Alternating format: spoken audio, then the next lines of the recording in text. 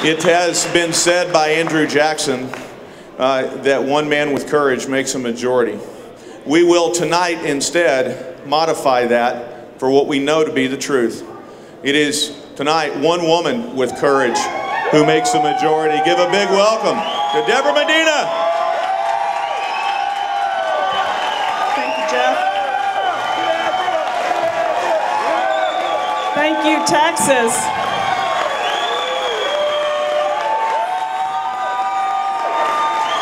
What a difference a year makes. What a difference a year makes. I got into this race on February 11th, 2009.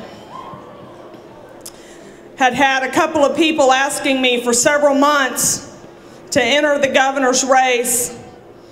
And you've all heard me say that my husband was with me that first time I was tapped on my shoulder, and he laughed and I choked on my iced tea, but we both knew we sure wished somebody would do it. This is Texas. It's not New York City. Y'all can go. Where's the New York? Yeah, you know, this is Texas, and we have been fighting for freedom for years, for generations. And we wish somebody would get in, because we knew that neither Kay Hutchison or Rick Perry were taking care of us anymore. It's very clear. They have left our border wide open.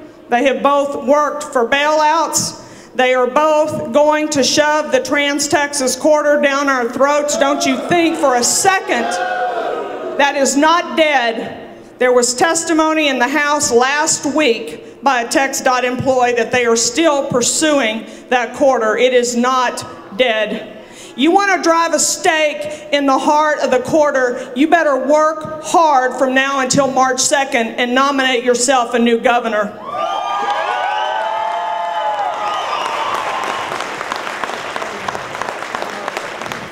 We got into this race when nobody thought we had a snowball's chance to win. The very first event that I spoke at, I said, this is the commitment I'm going to make to you. I'm going to work my butt off for the next year. I'm going to do 3 full-time jobs. I'm going to continue to run a small business. I'm going to run a full-time statewide campaign, and I'm going to prepare to govern the state of Texas.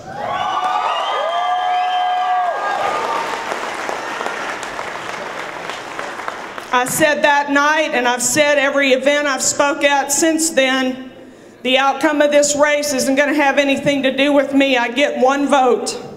It's going to be up to you. How hard are you going to work? And this crowd tonight and crowds like it all over Texas are evidence that you saw what freedom could look like for our state. You saw what sovereignty could look like for our state, and you said, I had enough and I'm not taking it anymore. We're going to win this race.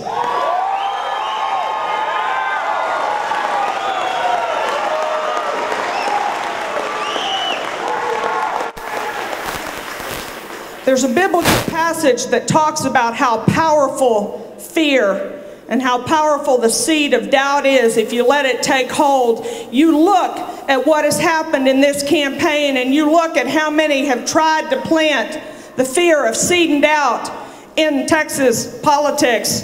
That Debra Medina isn't going to go anywhere. She's never even going to register in the polls. And then when we registered in the polls, they said, oh, well, she's never going to get out of the single digits. And then when we got out of the single digits, they said, oh, well, now she's going to just cause a runoff and cost us a bunch of money. Why don't y'all just get her to sit down and shut up? See, once upon a time, we had founders who believed that citizens would go serve in elected office and they would come home and live under the laws that they passed.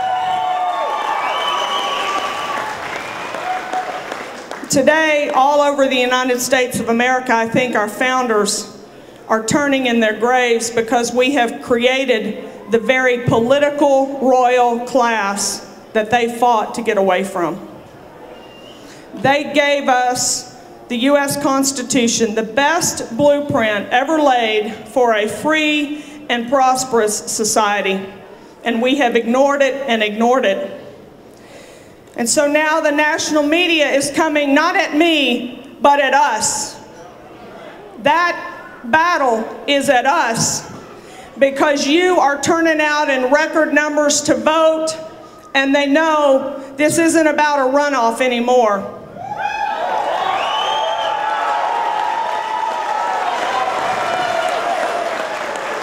You keep working hard like we've been talking about for the last 13 months. You keep standing shoulder to shoulder. You keep digging in.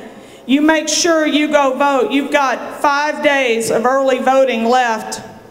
You go down to the courthouse tomorrow and you look at the list of people who have already voted, and if your family members and your friends and your co-workers' names are not on that list, you better get on the phone. Better yet, you better show up at their door at 7:30 on Tuesday morning and put them in the car and take them to the poll. You get them to vote.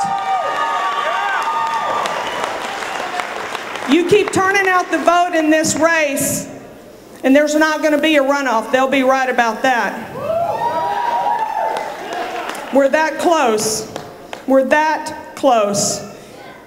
But it's elbow grease and shoe leather that's winning this race.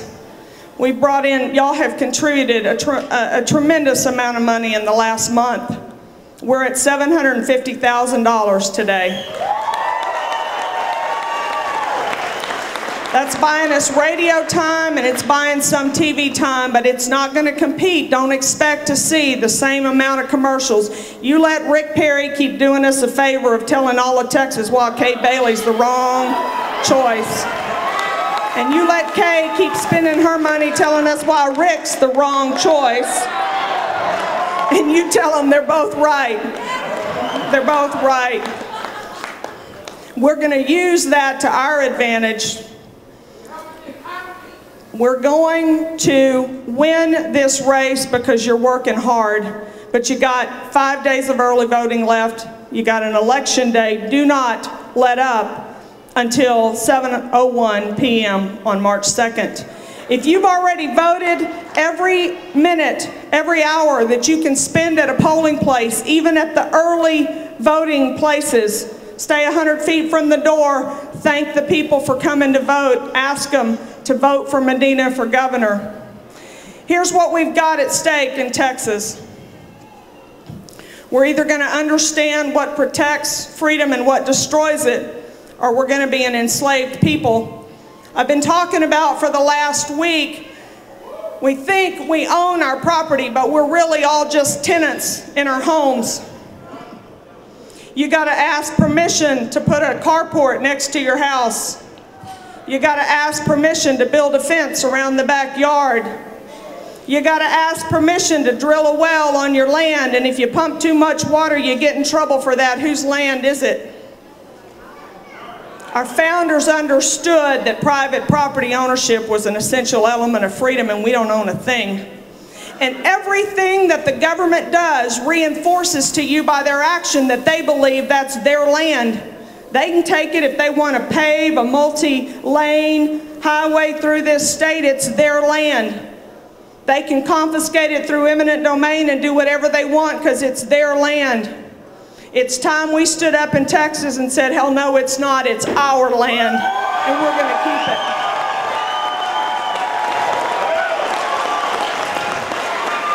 We better understand that, y'all. We better understand that property ownership is as essential to freedom as air and water is to life.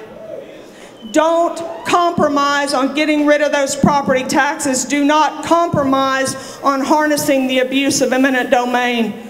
You chain eminent domain to the Constitution, you get rid of property tax, you'll own your land again, and there will be prosperity like you haven't dreamed of in 50 years in Texas.